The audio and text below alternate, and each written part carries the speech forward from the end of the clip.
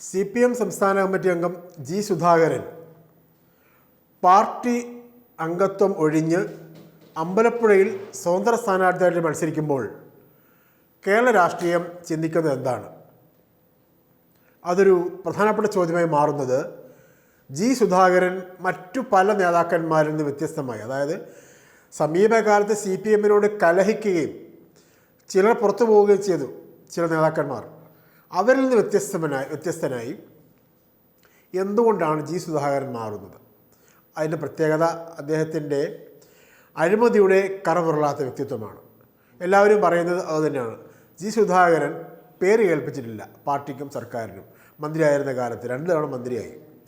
അതുകൊണ്ട് ആ ഒരൊറ്റ കാരണം കൊണ്ട് CPM എന്ന പാർട്ടിയോട് അദ്ദേഹം ഇപ്പോൾ ചെയ്തിരിക്കുന്ന അനീതി അല്ലാതാകുമോ? എന്തുകൊണ്ടാണ് അദ്ദേഹത്തിൻ്റെ ഇപ്പോഴത്തെ തീരുമാനം അനീതിയാകുന്നത് എന്ന് ചോദിച്ചാൽ അതിൻ്റെ ഒന്നാമത്തെ ഉത്തരം നിയമസഭാ തെരഞ്ഞെടുപ്പിൻ്റെ നിർണായകമായ നിയമസഭാ തെരഞ്ഞെടുപ്പിൻ്റെ പടിവാതിക്കൽ നിൽക്കുമ്പോൾ അദ്ദേഹം CPM-നെയും LDF-നെയും എതിർപക്ഷത്ത് നിർത്തിക്കൊണ്ട് കുറേ വർത്തമാനങ്ങൾ പറഞ്ഞാണ് പോയിരിക്കുന്നത്. മാത്രമല്ല അതിനനുബന്ധമായി അദ്ദേഹം CPM ജയിക്കുന്ന അമ്പലപ്പുഴ സീറ്റിൽ സ്വതന്ത്രനാവുകയും ചെയ്യുന്നു. തികച്ചും അനീതിയാണത്. അദ്ദേഹം പറയുന്നു, ഞാൻ പാർട്ടി വിട്ടിട്ടാണ് പോകുന്നത്, പാർട്ടി വിട്ടിട്ടാണ് സ്വതന്ത്രനാവുന്നത്, പാർട്ടിക്കകത്ത് നിന്നുകൊണ്ടല്ല, അതുകൊണ്ട് കുഴപ്പമില്ല എന്ന് പറയും. അതെങ്ങനെയാണ്? ഏത് ലോജിക്ക് പ്രകാരമാണ്? അദ്ദേഹം ഇപ്പോൾ ചെയ്തിരിക്കുന്നത് പാർട്ടിക്കെതിരായ ഒരു ഗൂഢാലോചനയുടെ ഭാഗമായ കാര്യമാണ് എന്ന് സോഷ്യൽ മീഡിയയിലും പുറത്തും ആളുകളൊക്കെ CPM-നെ വിശ്വസിക്കുകയും പ്രതീക്ഷ വയ്ക്കുകയും ചെയ്യുന്ന ആളുകളൊക്കെ പറയുന്നതിൽ കാര്യമുണ്ടാവുന്നത് അദ്ദേഹം ഇപ്പോഴും CPM-ൽ നേതാവായതുകൊണ്ടാണ്. അമ്പലപ്പുഴ മണ്ഡലത്തിൽ കോൺഗ്രസും BJP-യും സ്ഥാനാർത്ഥികളെ നിർത്താനിടയില്ല എന്ന വാർത്ത കൂടി പുറത്തു വന്നിരിക്കുന്നു, എന്ന വിവരം കൂടി പുറത്തു വന്നിരിക്കുന്നു. അതുകൂടി ചേർത്ത് വേണം വായിക്കാൻ. അപ്പോൾ മത്സരം ആര് തമ്മിലായിരിക്കും? CPM-ന്റെ അല്ലെങ്കിൽ LDF-ൻ്റെ ഔദ്യോഗിക സ്ഥാനാർത്ഥിയും ജി സുധാകരൻ തമ്മിലായിരിക്കും. ആ മത്സരത്തിൽ പാർട്ടിക്കാർക്കുൾപ്പെടെ ആശയക്കുഴപ്പമുണ്ടാവും. BJP-ക്കാരും കോൺഗ്രസ്സുകാരും വൻതോതിൽ സുധാകരന് വേണ്ടി പ്രവർത്തിക്കുകയും വോട്ട് ചെയ്യുകയും ചെയ്യുമ്പോൾ CPM-നകത്ത് ജി സുധാകരൻ്റെ പേരിൽ ഒരാശയക്കുഴപ്പം ഉണ്ടാക്കാനാണ് അദ്ദേഹം ഇന്ന് ഇത്ര നേരമെടുത്ത് വാർത്താ സമ്മേളനം നടത്തിയത്. അത് തികച്ചും CPM വിരുദ്ധമായ ഈ തെരഞ്ഞെടുപ്പ് ഘട്ടത്തിൽ CPM-നോട് 6 പതിറ്റാണ്ട് അദ്ദേഹം നിന്ന പാർട്ടിയോട് ചെയ്യാൻ പാടില്ലാത്ത ക്രൂരമായ തെറ്റാണ്. അതാണ് അദ്ദേഹത്തിൻ്റെ രാഷ്ട്രീയ ജീവിതത്തിൽ ഇതുവരെ ചെയ്ത ഏറ്റവും മോശപ്പെട്ട കാര്യം. CPM-ൽ നിന്ന് പോകാനുള്ള സ്വാതന്ത്ര്യം അദ്ദേഹത്തിനുണ്ടായിരിക്കുമ്പോൾ തന്നെ അത് ഈ പ്രത്യേക സാഹചര്യത്തിൽ ഇങ്ങനെയൊക്കെ പറഞ്ഞുകൊണ്ട് വേണമായിരുന്നോ എന്നുള്ളതാണ്. അതിൽ നിന്ന് എന്താണ് മനസ്സിലാകേണ്ടത്?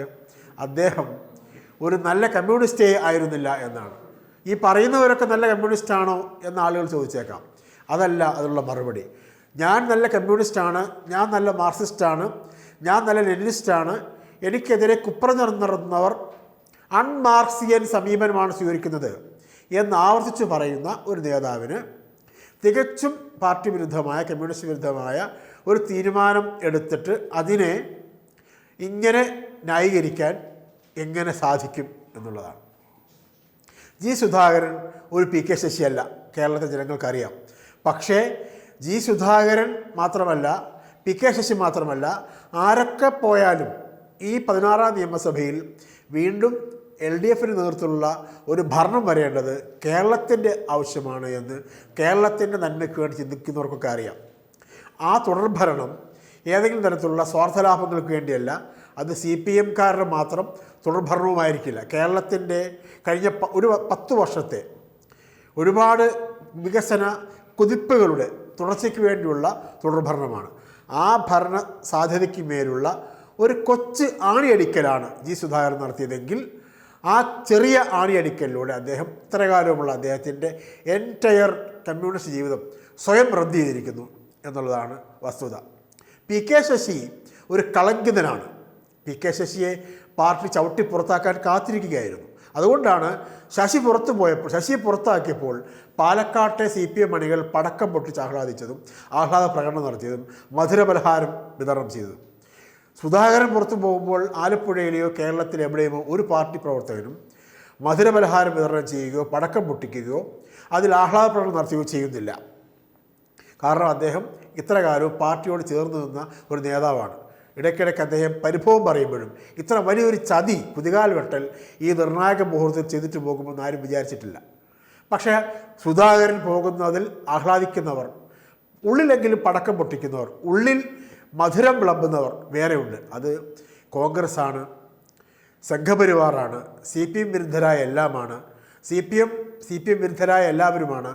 CPM LDFും അമ്പേ തോറ്റുപോകണം എന്നാഗ്രഹിക്കുന്നവരാണ്. അതാണ് നമ്മൾ പറഞ്ഞു വയ്ക്കുന്നത്.